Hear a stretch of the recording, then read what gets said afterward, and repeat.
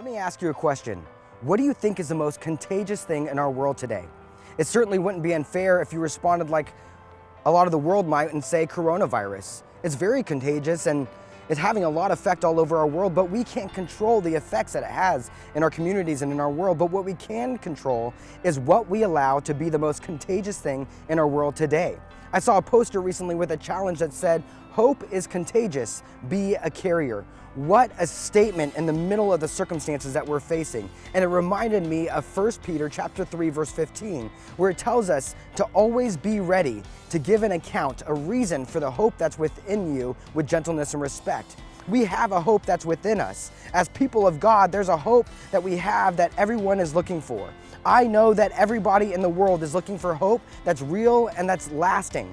A lot of people find things in this world that give them a version of hope that's not real, or it's not lasting, or it's not either.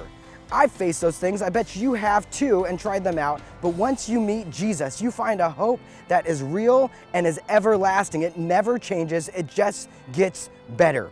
We need to be sharers of that hope. We need to be contagions of that hope in our world today and make it the most contagious thing that anyone ever sees in our world in the circumstances that it's facing.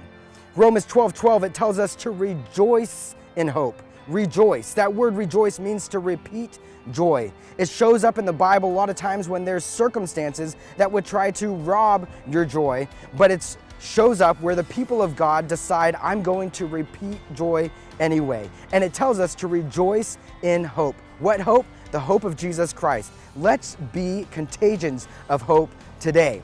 Well, God bless you. Please continue to check back here every morning so we can grow together, we can spur each other on to love and good works. If you check in the comments, you'll see some scriptures that we can read together, a lot of scriptures that have to deal with hope and will encourage you towards the hope of Jesus.